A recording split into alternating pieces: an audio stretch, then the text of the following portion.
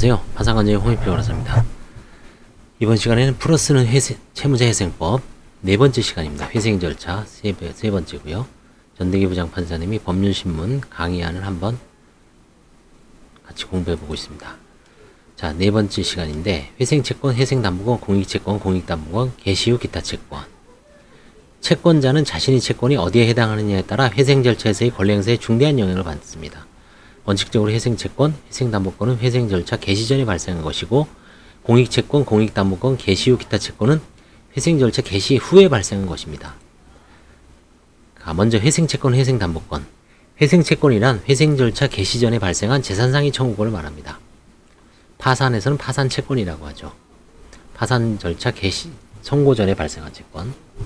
다만 임금채권 등과 같이 회생 절차 개시 전에 발생한 청구권이지만 정책적인 이유에서 공익채권을 규정한 것이 있고, 회생 절차 개시 후 이자 등과 같이 개시 후 발생 청구권이지만 회생채권으로 규정한 것이 있습니다. 청구권이 중요한 발생 원인이 회생 절차 개시 전에 발생한 것이면 충분합니다. 재산상의 청구권이면 금전채권이든 비금전채권이든 상관없습니다. 회생담보권이란 회생채권 또는 회생 절차 개시 전이 원인으로 생긴 채무자 이외의 자에 대한 재산상의 청구권에 대하여 담보권이 설정된 것으로 담보된 범위의 것을 말합니다. 따라서 목적물의 가치가 3억 원이고 피담보 채권이 5억 원인 경우 3억 원은 회생담보권이고 2억 원, 모자르죠. 2억 원은 회생채권이다. 회생 절차 개시 후 이자는 담보 목적물 가액 범위 내라도 회생채권입니다. 회생 절차 개시되면 이해관계인에게 손실이 발생하죠. 손실을 누구에게 분담시킬 것인가? 채무자회생법은 회생채권자와 회생담보권자에게 분담시키고 있습니다. 회생채권, 회생담보권은 회생계획 인가결정으로 회생계획이나 채무자회생법에서 인정된 것을 제외하고 면책됩니다. 예컨대 회생계획에서 30%만 변제하는 것으로 되어 있으면 70%는 채권이 소멸합니다. 회생채권자, 회생담보권자는 회생 절차에 따라서만 변제받을 수 있고, 회생 절차 밖에서는 권리 행사가 금지되며 그가 가진 채권액에 따라 관계인 집회에서 의결권을 행사합니다. 자, 여기서 이 채무 소멸설, 파산에서는 채무가 소멸되는 게 아니죠. 파산이나 개인회생에서는 책임 소멸설, 책임 면책설, 그러니까 자연채권이지만 회생에서는 채무가 소멸됩니다. 그래서 여기서는 채권이 소멸되기 때문에 그게 좀 차이가 있는 것 같습니다. 한편 실체법상 담보권은 채무자가 재정적 파탄의 상태에 빠져 회생 절차에 들어갈 경우를 대비한 것임에도 오히려 회생 절차가 시작되면 권리 행사가 제한됩니다. 파산 절차나 개인 행사 절차에서는 원칙적으로 담보권 행사가 제한되지 않습니다. 파산 절차에서는 파산 선고의 전후를 불문하고 할 수 있고요. 개인 회생 절차에서는 개인 회생 개시 결정 후부터 인가 시까지는 담보권 행사가 그때만 제한되고 나머지 인가 후에는 다시 또 행사할 수 있습니다. 담보권의 행사를 제한한 것은 회생 절차의 원활한 수행을 위한 입법적 결단이죠. 공익채권, 공익담보권. 공익채권은 회생 절차를 수행하고 그 목적을 실현하기 위해 채권자가 공동으로 부담하지 않으면 안 되는 비용으로서 성질을 갖는 채무자에 대한 청구권이다. 비용으로서의 성질을 갖는. 원칙적으로 회생 절차 개시 후에 발생한 것을 말합니다. 예외적으로 회생 절차 개시 전에 발생한 청구권이지만 임금채권 등과 같이 사회 정책적 이유로 공익채권으로 규정한 것도 있습니다. 주의할 것은 채무자회생법에서 공익채권이라고 규정한 것만 공익채권이라는 것입니다. 열거주의죠. 그래서 회생 절차 개시 후에 발생한 것이지만 아래에서 보는 개시 후 기타 채권이 되는 것도 있습니다.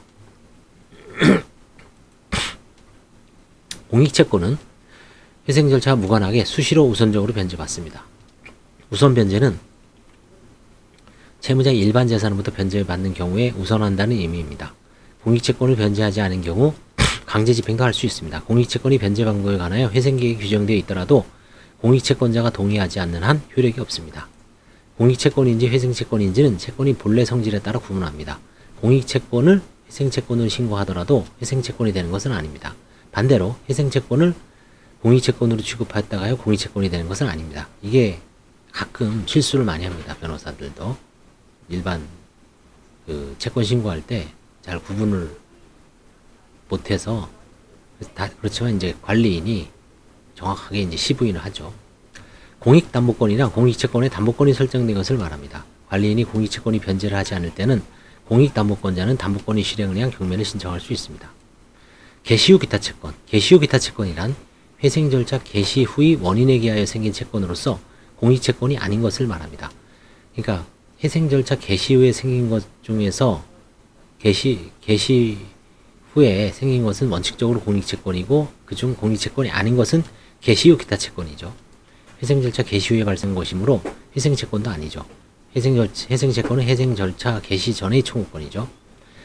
회생 채권이 아니어서 회생 절차에서 변제받을 수 없고 공익 채권이 아니어서 수시로 우선적으로 변제받지도 못합니다. 회생 절차 개시 후의 원인으로 발생한 채권은 대부분 공익 채권에 해당하므로 개시 후 기타 채권은 많지 않습니다. 그렇지만 실무적으로 종종 발생하고 있습니다. 공익 채권에 대하여 열거주의를 취하고 있기 때문입니다. 개시 후 기타 채권은 회생계획에서 정해진 변제 기간이 만료될 때까지는 변제받을 수 없고 강제집행 가압류 가처분 또는 담보권 실행을 위한 경매도 제한됩니다. 결국 개시 후 기타 채권은 실질적으로 회생 채권보다 후순위로 취급됩니다. 파산 절차에서도 이런 종류의 채권이 있지만 취급이 다릅니다. 파산 절차에서는 변제재원인 파산재단에 대해 고정주의를 취하고 있기 때문에 이런 종류의 채권은 파산재단에 속하지 않는 자유재산에 대해 권리 행사가 가능합니다. 반면 회생 절차는 변제재원인 채무자 재산의 범위에 대해 팽창주의를 취하고 있기 때문에 이런 채권을 개시 후 기타 채권으로 규정하여 별도로 취급하고 있습니다. 파산재단, 자유재산, 고정주의, 팽창주의는 파산 절차에서 설명하고 있습니다. 자, 이제 오늘 네 번째 시간입니다.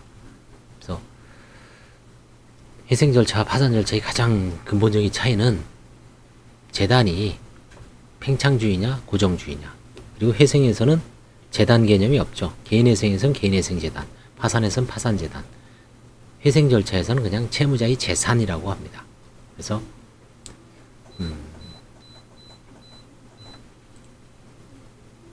회생채권, 회생담보권, 공익채권, 공익담보권, 개시 후 기타 채권, 이제 하나, 둘, 셋, 네 가지로 다섯 가지로 구분합니다. 그래서 정확하게 개시 후 기타 채권과 회생채권, 공익채권을 구분을 해야 합니다. 공익채권이 나중에 이제 파산에서는 재단채권과 비슷하지만 똑같이 일치하는 건 아닙니다. 약간씩 차이가 있습니다. 그래서 오늘 네 번째 시간이고요. 다음 시간에 뵙겠습니다. 감사합니다.